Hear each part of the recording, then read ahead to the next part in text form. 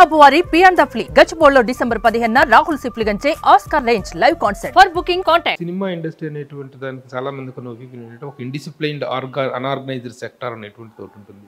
ఈ organised behaviour అనేటువంటి దానికి ఇన్స్పిరేషన్ ఎవరు ఏంటి? బిగినింగ్ డేస్లో వాళ్ళు చూసే నేను ఒక రకంగా నేను నేర్చుకున్న సందర్భాలు. నేను మోహన్ బాబు గారితో చేశాను. మోహన్ బాబు గారితో టైమింగ్ అంటే నాకు తెలుసు. ఆయన 7 o'clock అంటే మేము ఇద్దరు పోటీ పడేవాళ్ళు. ఒక్కోసారి ఇంటి ఆపోజిటే ఉండేవాళ్ళు.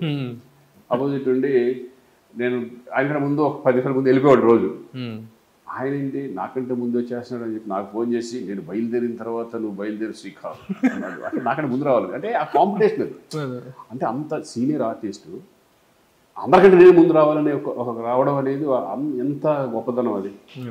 అలాగే చిరంజీవి గారు విషయంలో కానీ వాళ్ళతో చేసినప్పుడు కానీ వాళ్ళ అబ్జర్వేషనే అవన్నీ మనకు టైమింగ్ అలవాటు అయిన ఈ టైమింగ్ మెయింటెనెన్స్లో బాలకృష్ణ గారు కూడా ఎందుకంటే మొన్న అఖండ చేశాం కదా వాళ్ళ టైమింగ్స్ అఖండ కానీ శ్రీరామరాజ్యం కానీ ఆ సిన్సియారిటీ అందుకే అంతవరకు ఇంతకాలం వాళ్ళు ఒక స్టార్స్గా ఉన్నారంటే డెఫినెట్గా hard work is very important. Srikanth hero అనేటువంటిది వచ్చింది మాత్రం 1/2 నుంచి కదా.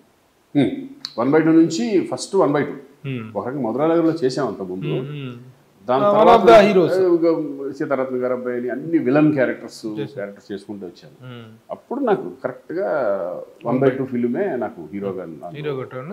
దాని తర్వాత మనం ఇంకా చేయలేదు. ఇంకా లేదు. ఇప్పుడు హీరోగా చేస్తూనే ఒక సంక్రాంతి ఫిలింలో వెంకటేష్ గారి పక్కన, ఒక పక్కన నాగార్జున గారి ఫిలిం, ఒక పక్కన ఇది తర్వాత చిరంజీవి గారితో శంకర్దాదా ఎంబీబీఎస్, షాడోలో వెంకటేష్ పక్కన మళ్ళీ అంటే మధ్య మధ్యలో క్యారెక్టర్ చేసుకుంటూ వెళ్ళాను. సరదాగా ఒక మెయిన్ ఇంపార్టెంట్ క్యారెక్టర్ అంటే వాళ్ళ సపోర్టింగ్ క్యారెక్టర్స్ అంటే చేసుకుంటూ వెళ్ళాను తప్ప ఆల్మోస్ట్ హీరోగానే చేసుకుంటూ వచ్చాను. తాజ్ మహల్ తర్వాత అసలు ఫుల్ ఫ్లెడ్జ్డ్. శ్రీకాంత్ కెరీర్లో చాలా మంది దర్శకులు పెద్దవాళ్ళు చేసినప్పుడు రాఘవేంద్రరావు గారు ఇచ్చినటువంటి పెళ్లి సందడి బూస్ట్ అనేటువంటిది మామూలు బూస్ట్ కాదు. అదే దానికంటే ముందు కూడాను ఒక ఇద్దరు దర్శకులు మిమ్మల్ని నిన్ను చేయి పట్టుకొని అలా తీసుకెళ్ళినటువంటి వాళ్ళంటే ఈవి గారు, ఎస్వి కృష్ణారెడ్డి గారు. గోల్డెన్ డేస్ అవి.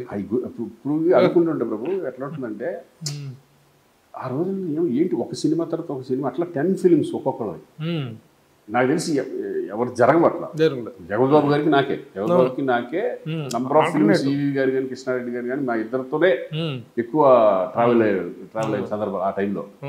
దర్శకులుగా వాళ్ళిద్దరిది ఒక ఎరా అయితే హీరోలుగా అది జగబాబు ఆ టైంలో ఒక ఇటు ఫ్యామిలీ సబ్జెక్ట్స్ బ్యూటిఫుల్ ఫ్యామిలీస్, మామూలు సబ్జెక్ట్స్ మామూలు కాదు.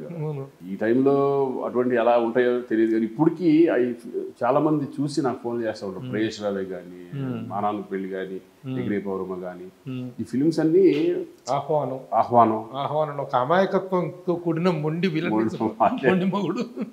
ఎంత క్యారెక్టర్ ఎంత అంత నెగటివ్ షేడ్ ఉన్నా సరే దాన్ని కామెడీగా ఎంజాయ్ చేసినటువంటి అది డైరెక్టర్స్ లో డైరెక్టర్లు చెప్పే విధానం. ఇప్పుడు అదే దాన్ని విలన్ గా చేసుకుంటూ వెళ్ళొచ్చు కానీ క్యారెక్టర్ పండదు. ఎందుకంటే ఒక హీరో నెగిటివ్ షేడ్స్ ఉంటూ దాన్ని ఎంటర్టైన్మెంట్ గా చేసుకుంటూ వెళ్ళడం అనేది క్యారెక్టర్ ఎలివేట్ బాగా అవుతుంది.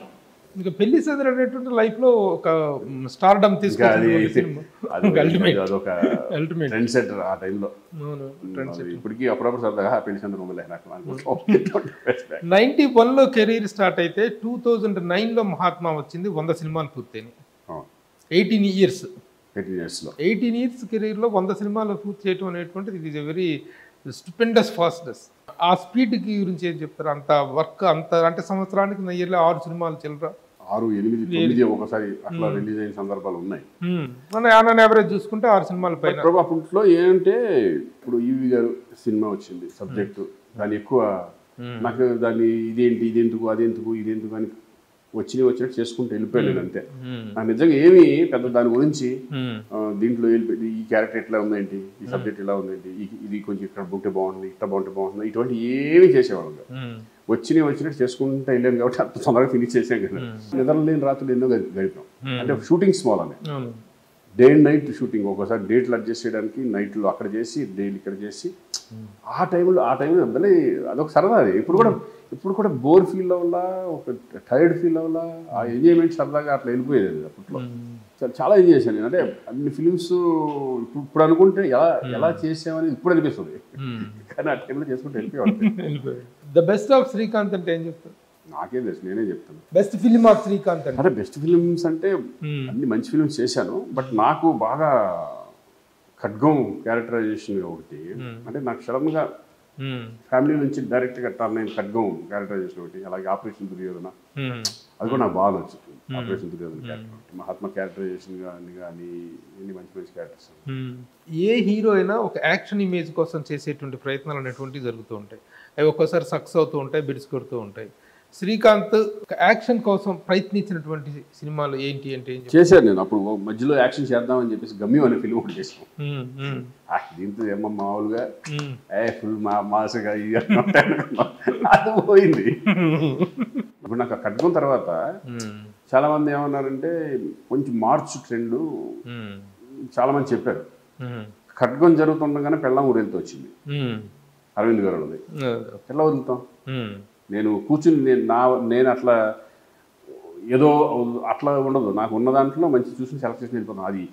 అది మాసా, క్లాసా, ఫ్యామిలీనా, నన్ను ఎక్కడ తీసుకెళ్తున్నా. శ్రీకాంత్ దగ్గర నసండదు క్యారెక్టర్ ఒప్పుకునేటప్పుడు. ఒప్పుకొని ఒకసారి యాక్సెప్ట్ చేసేస్తే వేరే ఇంకా మనకి మన చేతుల్లో ఉండదు. ఇంకా మనం వెళ్తాం. సబ్జెక్ట్ విషయంలో బాగా పర్టికులర్ ఉంటావా? సబ్జెక్ట్ విషయంలో, క్యారెక్టర్ విషయంలో కొంచెం ఉంటుంది.